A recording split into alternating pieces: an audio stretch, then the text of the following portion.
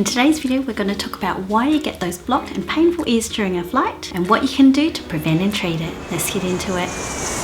Airplane ears, also known as ear barotrauma, is that painful blocked feeling in your ears when there are sudden pressure changes in the air, such as during takeoff or landing during a flight. Normally, the pressure in our middle ear is similar to that of the outside environment. When a plane ascends or descends, there is a quick change in the outside altitude and air pressure, which causes an imbalance in pressure in the ears. This also happens to scuba divers and when you ride in an elevator. There is a small tube called the eustachian tube which connects to the middle ear. Now, usually the eustachian tube is closed but opens up during certain movements such as yawning, chewing and swallowing. When the eustachian tube opens up, it allows for the air pressure to be equalized. When there is a quick change in altitude, the body doesn't always have enough time to equalize the pressure, and this is when your ears start to feel painful and blocked.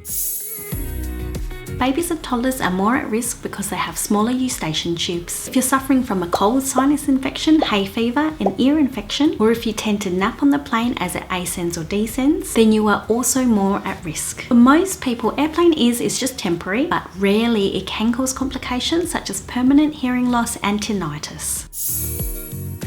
Yawning, swallowing or chewing on something opens up the eustachian tubes, helping to equalize pressure in the ears. Do this when the plane is ascending or descending. It's always good to keep some gum or lollies on hand for moments like these. You can also try different movements such as moving your jaw from side to side and up and down. The Valsalva Manoeuvre is a technique actually used to normalize heart rate, but it can be used to help equalize pressure in the ears. Just close your mouth, pinch your nostrils closed, and gently blow out as if you're blowing your nose. This maneuver helps to open up the eustachian tubes by forcing air into the middle ear. Now you need to do this maneuver gently and avoid blowing too hard as it can cause damage to the ears if done incorrectly. The Toynbee Manoeuvre is another technique you can use but has been found to be less effective than the Valsalva Manoeuvre. It still may be worth trying. Pinch your nostrils closed, then swallow. You can try doing this while drinking some water. Applying a warm wet towel to the ears can help to decrease pressure in the ears. Filtered earplugs such as airplanes slows down any sudden air pressure changes. You don't need to wear these for the whole flight, just on takeoff and landing. Decongestants are medications usually used to help relieve a blocked nose. You can find these in tablet form to take orally or in nasal spray form. Decongestants cause the blood vessels in the sinuses to constrict, which reduces swelling in the sinuses and allows the eustachian tubes to open up to relieve pressure buildup. Oral decongestants such as pseudoephedrine may be more effective than nasal sprays, but can cause more side effects such as drowsiness, or for some people it can keep them awake. You shouldn't take these if you have any heart or blood pressure problems. Take them 1 hour before ascending or descending, and avoid the decongestant phenylephrine in oral form as it is largely ineffective. You may need to show ID when purchasing pseudoephedrine from the pharmacy. Nasal decongestants such as oxymetazoline, xylometazoline, trimazoline and phenylephrine should be used 30 minutes before ascending or descending. It's important not to use these sorts of sprays for more than 5 days in a row, otherwise it can cause rebound congestion. If you suffer from hay fever or allergic rhinitis, then take an antihistamine 1 hour before the flight or use a steroid nasal spray in the days leading up to the flight. This will help to keep your sinuses clear. If the other techniques don't work, you can try this nasal balloon device called the Otovent. It is a balloon that you blow up with your nose instead of your mouth.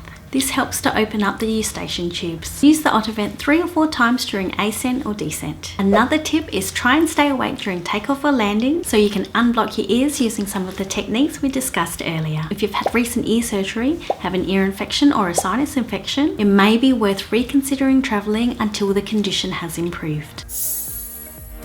Now, once you're off the plane, if your ears are still blocked, you can use the same measures as the preventative measures to try to unblock the ears. These include yawning, swallowing, chewing, the Valsalva Manoeuvre, Toynbee Manoeuvre, a warm wet towel, decongestants, and the Otovent device. You can also take some pain medications such as paracetamol or non-steroidal anti-inflammatories for temporary pain relief. However, if you experience severe pain or the blocked ears persists, make sure to speak to your healthcare professional. So that comes to the end of the video on airplane ears. Next time you go on a flight, try some of these techniques and let me know what works for you. If you found anything useful in this video, please consider subscribing. Thanks for watching and I hope to see you next time.